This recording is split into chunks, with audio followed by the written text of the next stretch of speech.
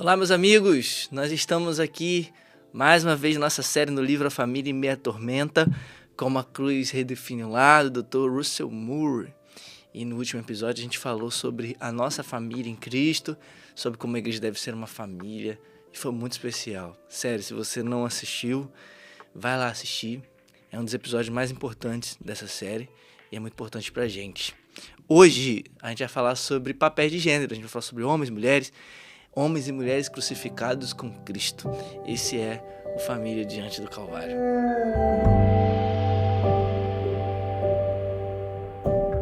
O capítulo 5 da carta de Paulo aos Efésios é reconhecido pelos cristãos no mundo todo como crucial para a compreensão do casamento. Basicamente, em quase todos os casamentos cristãos, esses versículos são lidos, né? Mas muitos não percebem é que esse capítulo abrange muito mais do que apenas o casamento e tem uma aplicação mais ampla que vai além da relação entre homens e mulheres, né? E o Dr. Moore contextualiza, no começo ele contextualiza a gente nessa carta de Paulo. E ele comenta legal sobre isso, veja o que ele diz. O apóstolo Paulo sabia sobre a Mulher Maravilha. Ou melhor, ele conhecia as deusas mitológicas nas quais ela foi baseada, incluindo a divindade grega chamada Artemis, ou Diana. Éfeso, na Ásia Menor, era conhecida por um templo a essa divindade. Ela representava tantas qualidades masculinas firmes, da caça e da guerra, quanto as características femininas suaves da fertilidade e geração de filhos. Também era bem útil para a estrutura masculina de poder daquela cidade marítima. O evangelho incomodou Éfeso porque levou instabilidade ao mercado da indústria de prata, que fazia ídolos da deusa Ártemis, bonecas da Mulher Maravilha, acho que poderíamos dizer, os quais se podia comprar a fim de buscar suas bênçãos. Os homens no comando dessa atividade comercial sabiam que o reinado de Jesus seria uma ameaça ao culto à fertilidade e, por isso, uma ameaça à sua estratégia de negócios. Temendo a ruína da fama da cidade, estruturada em torno do templo e da adoração a Ártemis, os artesãos incitaram a multidão a gritar enquanto Paulo proclamava o evangelho: "Grande é Ártemis dos Efésios!", até a cidade inteira entrar em confusão. Em uma cultura como aquela, quem sabe a poucos quarteirões do célebre templo, as palavras da carta de Paulo aos Efésios, que ele escreveu da cela da prisão algum tempo depois do confronto com os artífices, devem ter sido lidas em voz alta, provavelmente à luz de velas, para um pequeno ajuntamento de pessoas em um cômodo alugado. Era assim que era a igreja. Muito legal essa contextualização. E o que Paulo estava escrevendo era contracultural. E não somente contracultural, como muito amplo também. Parte da nossa confusão vem do fato da gente estar habituado a ler a Bíblia em capítulos e versículos, né, como ficam separados. E essa estrutura é conveniente, permite a gente referências rápidas a versículos específicos. Mas quando a carta de Efésios foi escrita, ela não estava dividida dessa maneira. A gente pode até pensar que os primeiros capítulos tratam de temas profundos como predestinação, né, a soberania de Deus, enquanto os capítulos posteriores lidam com assuntos práticos como casamento, criação de filhos. Mas Efésios é uma carta unificada, não uma série de episódios separados de ensino, uma série de pregações. Paulo está ali na mesma carta revelando um grande mistério, o mistério de Cristo, que ele diz ter sido desconhecido antes e agora está sendo revelado. Esse mistério revela que os propósitos divinos são cumpridos em Cristo, unindo os crentes todos, os judeus e os gentios, numa só família espiritual. E quando a gente chega na nossa divisão moderna, no capítulo 5, Paulo só está seguindo nesse argumento. Ele revela esse plano em Cristo, mostrando como ele se revela dentro do casamento, na relação entre homens e mulheres. O casamento revela para a gente algo sobre o significado de homens e mulheres, não apenas por ser comum, mas porque nessa união a gente pode ver claramente como homens e mulheres estão profundamente conectados. O ser humano não é independente um do outro. Isso serve para homens, serve para mulheres. A antiga ideia de que a mulher não vive sem um homem não é verdadeira. Como a ideia também de um homem não vive sem mulher também não é verdadeira. Todos nós precisamos uns dos outros. Homens foram gerados dentro de um sistema reprodutivo de uma mulher. Mulheres são protegidas pelos homens muitas vezes. Essa reciprocidade da necessidade não se aplica apenas aos casais casados, mas o casamento ilustra essa realidade para todos, porque cada um de nós, seja casado ou não, veio de uma união conjugal. O casamento tem significado tanto para a igreja quanto para o mundo.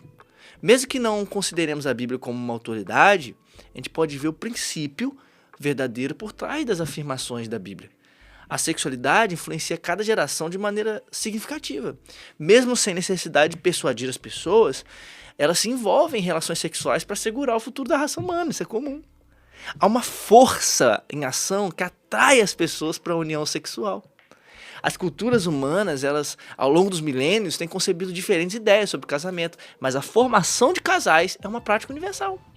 Todas as culturas celebram o amor de alguma forma, e isso revela que há um grande mistério em jogo. Aqui, mistério não é algo que é incompreensível, mas uma força cósmica atuando, além das simples interações humanas de companheirismo, de procriação. Atualmente, muitos explicam esse mistério através da teoria evolucionista, né? Da seleção natural, que é químico, que é físico. Mas a Bíblia oferece uma perspectiva diferente. Paulo diz em Efésios que esse mistério é Cristo e a Igreja. Todos nós sabemos que, em certa medida, que o casamento, os cristãos reconhecem quem está por trás do casamento, mas o mistério de Cristo nos revela o porquê de tudo isso. O Dr. Russell comenta no seu livro algo sobre isso. Cristo e sua igreja não ilustram um casamento. É o casamento que ilustra Cristo e a igreja. Deus não colocou esse tipo de união em uma só carne, na natureza, simplesmente para que a humanidade continuasse a existir. Ele poderia, afinal, ter nos projetado para nos subdividir individualmente como as amebas. Ele implantou isso como ícone de uma união mais fundamental de uma só carne, a do Evangelho. De maneira crítica, o texto aqui, assim como outros do Novo Testamento, aborda a igreja inteira e então fala especificamente a maridos e esposas, não ao marido sobre como tomar decisões em nome da esposa. E o Espírito Santo fez tudo isso usando os termos da cruz. É crucial, então, começar reconhecendo que tanto na criação quanto na crucificação, todos nós compartilhamos uma humanidade comum. E ignorar isso vai levar a gente a glorificar as diferenças de gênero de maneiras que são prejudiciais e que vão distorcer a nossa compreensão de Deus. A Bíblia é clara ao dizer que em Cristo as distinções sociais não definem mais a nossa identidade. Mas isso não invalida a ordem criada por Deus, como foi afirmado por Jesus, por Paulo e outros lugares. Pelo contrário, esclarece o significado da herança espiritual. Essa inclusão radical no Evangelho se estende tanto a homens quanto a mulheres e desafia as normas sociais do tempo. Em Cristo, homens e mulheres compartilham plenamente da herança espiritual, algo que historicamente era restrito somente aos filhos homens. Essa nova realidade contradiz a vulnerabilidade econômica das mulheres naquela sociedade, onde a segurança financeira das mulheres estava no casamento. Em Cristo, homens e mulheres estão destinados a reinar e governar na nova criação.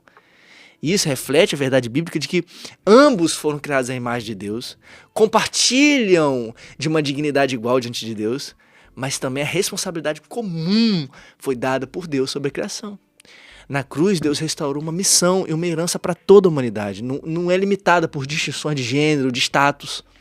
Ao diferenciar maridos e esposas, lá em Efésios 5, ou homens e mulheres, em outras partes da Bíblia, a Bíblia indica que, além da nossa humanidade comum, esse destino compartilhado, existem contribuições únicas que cada gênero traz para os seus papéis. Mesmo aqueles que veem o gênero como uma construção social, vai ver biologicamente que existem diferenças que influenciam profundamente a identidade e as funções sociais que os homens e as mulheres têm. Quando a gente fala de complementaridade entre homem e mulher, a gente vai ver que existem diferentes interpretações entre cristãos, né, sobre o significado, né, ou situações, né, mas todos vão reconhecer que ambos desempenham papéis complementares na missão da criação. Isso inclui a responsabilidade de frutificar, de multiplicar, que vai requerer a contribuição tanto de homens quanto das mulheres, que vão ser de maneiras distintas também durante o ato de fazer aquilo ali. A Bíblia descreve, por exemplo, Eva como uma auxiliadora do homem. Isso não sugere uma hierarquia inferior, mas porque ela não podia cumprir isso sozinha e nem ele podia cumprir aquela missão sozinho. Em cada cultura a gente vai ver tendência de exagerar, de idolatrar as diferenças entre homens e mulheres. E aí o Dr. Moore ele também comenta algo no seu livro muito interessante sobre isso. Ruth era esposa e mãe, mas também lavradora. Davi era ao mesmo tempo guerreiro e arpista. A ideia de que os homens são exclusivamente rústicos ou guerreiros, ao passo que as mulheres são apenas sensíveis ou relacionais, não revela a ordem do Evangelho, mas exatamente o contrário. É possível ver essa tendência em igrejas de algumas regiões nas quais ministério dos homens gira em torno de jantares com carne de caça. E o ministério das mulheres diz respeito a como arrumar uma bela mesa e planejar chás para receber as amigas.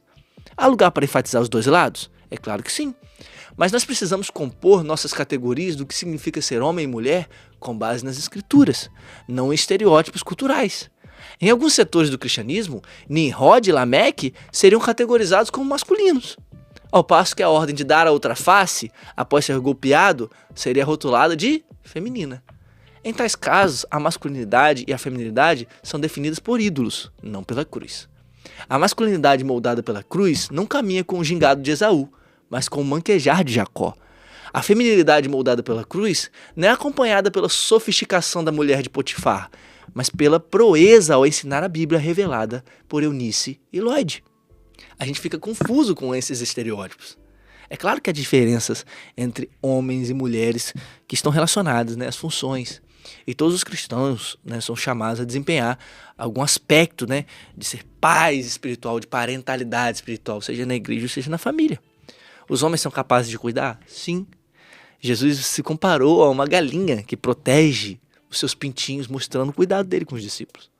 O apóstolo Paulo usou várias analogias femininas para descrever o seu cuidado espiritual. As mulheres são chamadas para proteger e sustentar? Sim.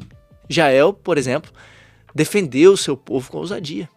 A mãe, descrita lá em Provérbios 31, aquela mulher, não é retratada apenas como uma idealização da mulher, ou do Dia das Mães, ou do Dia da Mulher, mas como uma grande administradora e mulher de negócios. Não é a diferença sexual que é ruim, mas a divisão sexual que é um problema. Perder o senso da ordem pode gerar problemas horríveis. Obviamente que o machismo é um problema, mas o feminismo também é um problema. O patriarcado beneficia os homens? Sim, mas o matriarcado também pode destruir a mulher. E por aí vai. Deus nos chama para a gente trabalhar junto nas nossas diferenças e nos complementa uns aos outros. Certamente que a Bíblia fala sobre as diferenças sexuais. Existem várias orientações específicas para homens, mulheres, pais, mães, maridos, esposas. E sempre leve em consideração uma coisa, o discipulado, o fato de nós sermos seguidores de Jesus. Por exemplo, os homens são aconselhados a evitar discussões e brigas, enquanto as mulheres são aconselhadas a não valorizar excessivamente roupas ou a beleza externa, a vaidade. Mas com certeza existem homens que vão se preocupar com a beleza externa e mulheres que vão ser briguentas. E todos vão precisar aprender por meio de Cristo nos excessos pecaminosos. O nosso papel como homens ou mulheres vai ser distorcido de várias formas. Os homens são alertados contra a passividade, a falta de responsabilidade. E também contra a masculinidade que é agressiva. As mulheres são instruídas a não desconsiderar a importância dos homens, ao mesmo tempo em que são advertidas na feminilidade que se baseia apenas na atração sexual ou na vaidade, como eu falei, sem cultivar a beleza interior. Em tudo isso, o objetivo principal de Deus não é encaixar a gente em estereótipos de homens reais ou mulheres verdadeiras, mas nos guiar para viver sacrificialmente, uns pelos outros, a imagem de Cristo, aos pés da cruz. Mas e a submissão? Até nisso a forma de pensar cruciforme deveria ajudar. E aí o Dr. Moore fala mais uma coisa legal. A linguagem da submissão para se referir às esposas é controversa, e não só para os de fora da igreja. Isso acontece em parte porque temos a tendência de definir o que a Bíblia chama de submissão e cabeça em termos de poder, não nos termos da cruz. Ao longo de toda a Bíblia nos é dito que reinaremos com Cristo. Na revelação cósmica de Apocalipse 20, vemos tronos daqueles que reinarão com o Messias. Por vezes é estranho para as pessoas entender pela primeira vez o significado de ser co-herdeiro com Cristo, como se de algum modo a singularidade de Jesus fosse obscurecida por essa realidade. Todavia, a mensagem de que nós, pecadores remidos, reinaremos com Cristo, diz respeito a nos identificarmos com Ele por meio da santificação de nossa mente, alma, afeição e vontade. O reinado dos crentes com Cristo não é semelhante à Câmara de Vereadores de uma cidade, com debates, obstruções e concessões. Não há emenda entre a cabeça e o corpo. Partilhamos a mente de Cristo. Seus propósitos são os nossos propósitos e suas prioridades são as nossas. Isso difere, claro, do tipo de união que vemos em um casamento. Visto que Jesus é o Senhor sem pecado, e isso não se aplica a nenhum de nós. Não temos domínio sobre o outro, mesmo quando responsáveis por assumir a liderança. A ideia central é que esse tipo de reinado conjunto é possível por causa da unidade orgânica. A hierarquia e a mutualidade não são opostas. Logo, a submissão em Efésios 5 e em outras passagens não é apresentada em termos de obediência cega, mas de respeito e cultivo da responsabilidade espiritual do marido. A parte controversa dessa passagem, para aqueles que a ouvem pela primeira vez, não deveria ser submissão e cabeça, mas sim como o Evangelho redefiniu radicalmente esses termos e os limitou. Ao dizer que a esposa deve ser submissa ao marido, Paulo não está criando uma categoria nova de submissão. Ele está demolindo uma série de outras categorias de submissão. A mulher deve ser submissa a seu marido. A submissão aos homens, de modo geral, tornaria impossível para uma mulher se sujeitar ao próprio marido. Cada ato de submissão inclui, no mínimo, um outro ato de recusa a se sujeitar. O problema de Eva não foi submissão, mas sim ter sido submissa demais, sujeitando seu futuro à direção da serpente. Maria se declarou submissa à vontade de Deus, recusando assim sujeitar-se a Herodes. A liberdade do Evangelho significa que nos sujeitamos uns aos outros por temor a Cristo e, ao mesmo tempo, não nos submetemos novamente à escravidão da lei.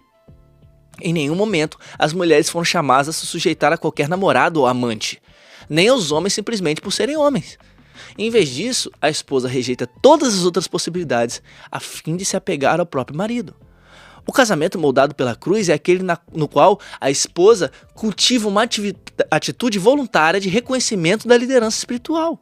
Não se trata de uma atitude dócil ou servil. A recusa de Abigail de apoiar seu marido rude em seu pecado contra a casa de Davi é apresentada nas Escrituras como um ato de fidelidade a Deus. Certa vez, uma mulher me contou que seu esposo leu Efésios 5 para ela a fim de tentar convencê-la a abrir o casamento para o ato sexual entre 3 pessoas. Seria cômico não fosse uma distorção tão trágica da Bíblia para o prazer pessoal. A responsabilidade da esposa seria chamá-lo ao arrependimento, seguindo todos os passos de Mateus 18, caso ele se recusasse. Então a gente precisa colocar a nossa cabeça no lugar certo. A mesma coisa, por exemplo, de submissão, acontece com o termo cabeça da Bíblia, né? Ele precisa ser redefinido pela Escritura para nós. O papel de cabeça, biblicamente falando, não se refere a dominar como um ditador, mas a liderar de forma sacrificial como Cristo. Tanto os homens quanto as mulheres têm autoridade sobre a criação e uns sobre os outros. O apóstolo Paulo ensinou que a esposa deve se submeter ao marido, assim como a igreja se submete a Cristo. E para entender isso, a gente não deve olhar para as teorias biológicas ou disputas de poder entre os sexos que existem na sociedade, mas, por exemplo, de liderança de Jesus na igreja. Ser cabeça não se trata de poder controlador, mas de responsabilidade. O homem que aceita ser marido e pai, ele assume uma responsabilidade especial pelo bem-estar espiritual da sua família. Ele deve ser um exemplo visível de responsabilidade. Ser cabeça no casamento não se resume a dar ordens ou esperar que a esposa sirva, mas a sacrificar poder e privilégio para amar a esposa, como Cristo amou a igreja.